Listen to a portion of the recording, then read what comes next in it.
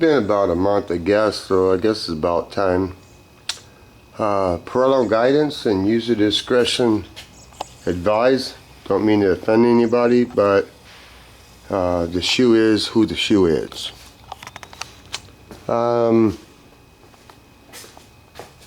Did get the S10 finally on the road. My orange bagger, I blew a jug gasket the other day, so that's going to take a minute to get back on the road.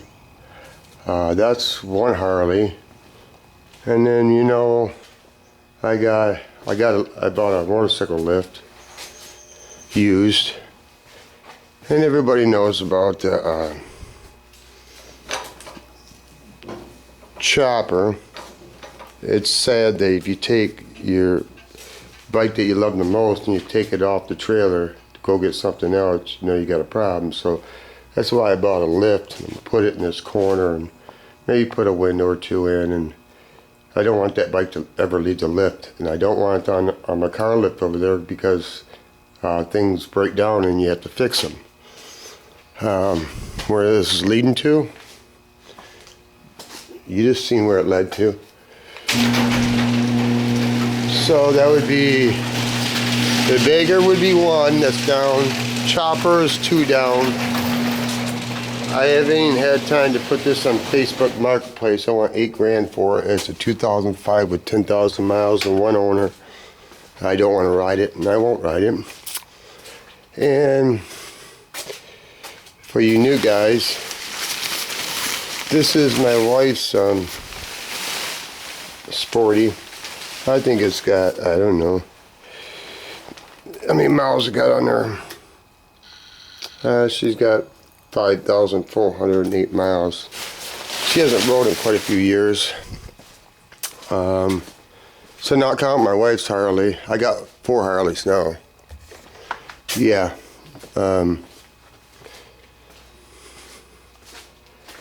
Guy bought it brand new. Anybody know what it is yet? The Harley purists, they won't like it because Porsche and Harley went in a joint venture and they made a motor for it. I like it a lot. This guy bought it in 04, brand new, for $19,287.92. Paid in full. So there's no lien against it. He has a lot of aftermarket parts on it. So I'm the second owner.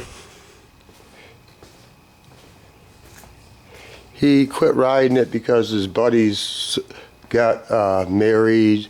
2 of them got married and they had kids. You know how that is. That's another story. He lowered the front end, lowered the back end. He went out and bought brand new rims, Harley Davidson, and they weren't up to his standards, so he had them re-chromed. Lowered in the back by an inch. I think they're the work shocks. Renthal pipes. Got a commander on it, so you can do the fuel curve. What else? Different handlebars. A leather Badlander seat. The sissy bar. This chrome right here. 4 controls he put on it. Basically, I calculated it up. He had $25,000 type in the bike. This was unbelievable. I went down to Indiana. That would be 2.5 hours away.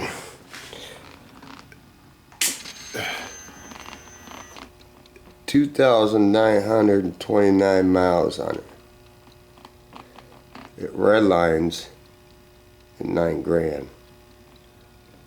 No all bullshit in the side. It's got a 180 tire on it, which is not the biggest, but it's adequate. I've already purchased a new tire for $209 because I've only rode it once because this thing's got 129 horse at the rear tire. If I would have known these V-rods were so much fun, I would have bought them years ago. It is electronic fuel injection. Do you know how to turn? Oh, you got in the accessories.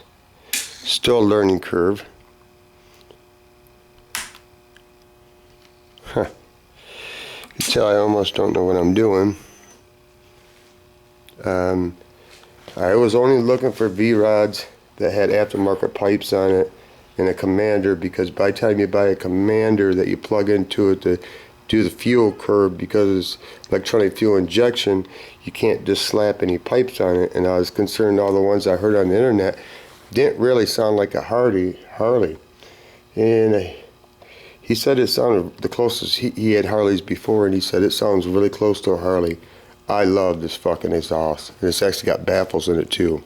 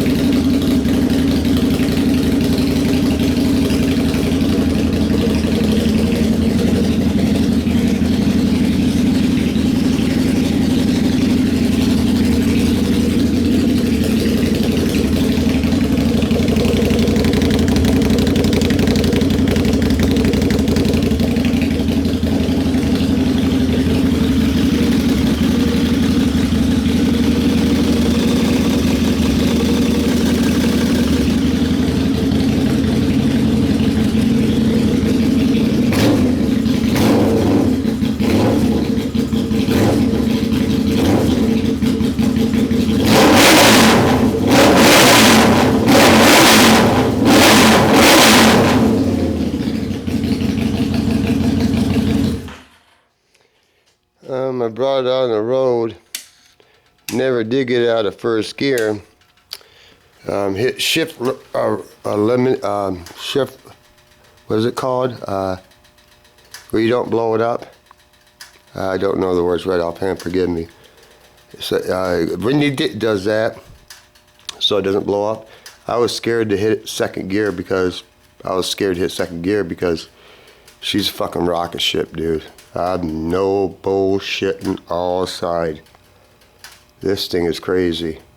He had his friend make some custom V-rod emblems there. Take the turn signals off. Aftermarket there. He actually bought shorter handlebars. This is extra aftermarket. This guy was I think he was competing with his buddies because he had money. He had a body shop. I'll tell you that story in a minute. But when you start buying this stuff like this that I could never afford, when you buy a Harley decent cover for it, you know, they're probably twice the price, you know. You always had to have it serviced at Harley. It's got synthetic oil in it. He got all kinds of extra parts. He bought a K&N filter because that's the old one. Extra handlebars. The rim's what really sold me. I was looking for a black one. This is all been chromed up in here.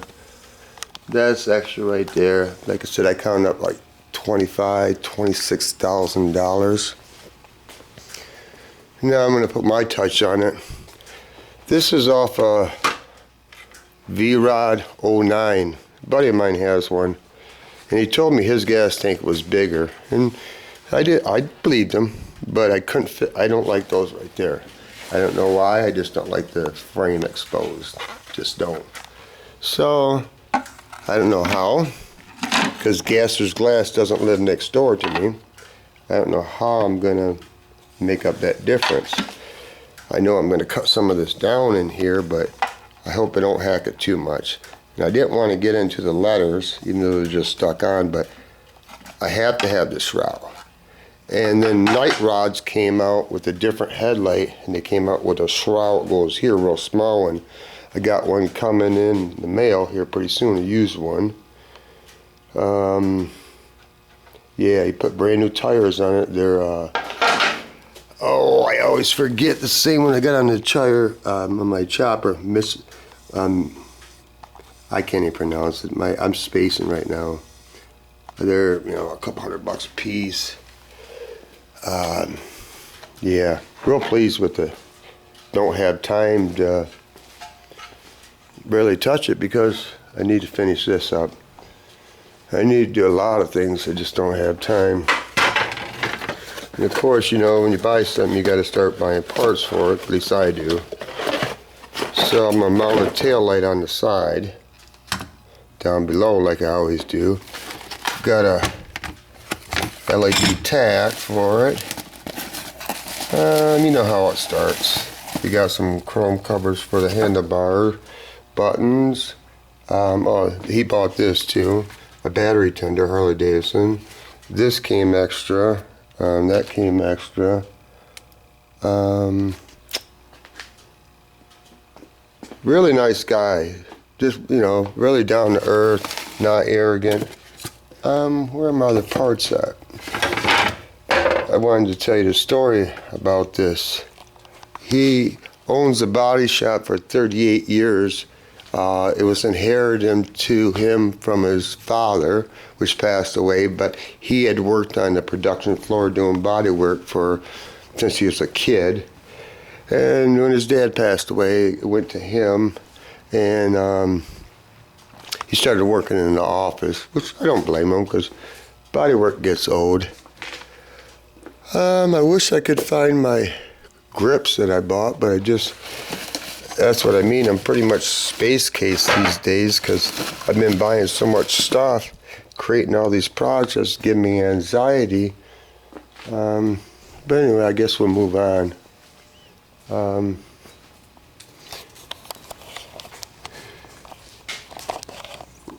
don't know why it's important for me to find those grips because the reason it's important for me to find them because I bought them, I paid for them, and I misplaced them because been buying so much on eBay. I actually bought a rural mailbox, and the mailbox is 24 long, 18 tall, 12 wide, so the mail lady doesn't have to come up to the door all the time bringing packages to me. I just thought it'd be easier for her. I apologize for just going around in circles. I'll have to look for it after I quit doing the video.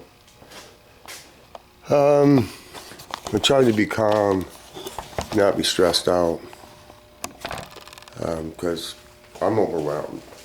Anyway, I'll tell you a story about, his name was Gary. Like I said, he got 25 G's into it. Went down to Indiana, which would be 2 hours and 15 minutes one way. And I talked to him on the phone. He wanted 69. He said he would come down to 62.50. I said I'll give you 61, so the other 150 to cover my gas. And we hadn't talked on the phone yet, and we're just texting or whatever you want to call it. And he come back and said, "Nah, I'm good. I'll just keep it." That made me know or realize that the bike was as nice as it looked in pictures. Sometimes things aren't as nice as pictures look, but when I got there, the bike was nicer than what I thought it was going to be honest. It is, he put insurance on it every year, but he could put a couple miles on it every year just to keep it going, but it's weeping. It's weeping antifreeze right out of there. So that means I got to pull this cover off because when you put this aftermarket stuff on there. But anyway, I'm getting sidetracked. I'll tell you what the man had. He wasn't hurt for money. But you know what? He deserved it because he was a really good guy. I'll tell you another story. He had a young kid come over there. and offered him $4,000 with his buddy. They're probably in their 20s. They offered him $4,000, and Gary says, "No, I'm okay." Next day, he offered him 59. Gary says, "No." And then the kid says, "Well, I can buy one at the Harley dealership cheaper than that." And Gary says, "Yeah, okay, then go do it." Anyway, the kid shows up at Gary's body shop, talks to Gary, offered him 61. And then Gary told him, "You know, you really pissed me off on the offer of $4,000. He said, "That rubbed me the wrong way." And he says, "Because it rubbed me the wrong way, it's not for sale to you." Then the kid offered him the $6,900. Gary told him, "No, you don't deserve the bike." So that tells you the man don't need no money. But anyway, I ended up getting it for $62.50. This is how much money. You know you're in a nice neighborhood when you're going down the road and the trees are all mature over the road, and the the blacktop road winds, and almost 10 out of 9 houses have the brick pillars in front of their driveway, or whatever you want to call them, with lamp posts. You know you're in a nice area. Pull up in his house, and it's nice. It's got a 4-stall garage, all grass, all immaculate and stuff. Go in the garage. It's got 2 side-by-sides. You look out the back door. I asked him, "What size is your garage?" He says 62 by 82 by 12 tall. It wasn't a pole barn, it was a garage. With a cement slab out front, probably would hold another 4 cars. He had a 69 Roadrunner completed. He had a Shelby Cobra completed. He had a 71 Challenger completed. He had a 72 Cuda completed. He had a new Hellcat. No, not Hellcat, the fucking new one, the Demon one with, I don't know, 800 some horse. He had a Prowler. He had 4 golf carts, 2 of them were 4-wheel drive. I said, "They don't make them in 4-wheel drive." He goes, "Oh yeah, if you convert them." They had like a lift, like, I don't know how many inches lift. It was just whack. I gotta go. Here my buddy Joe coming up in here. Ain't seen him in for a while. He's the one that had that big truck. You gotta have some free time sooner or later. He reminds you of the Wolverine. Wait till he gets out. He's the one that lost his brother-in-law and his sister not too long ago, and he's having a real hard time. Doesn't he look like Wolverine?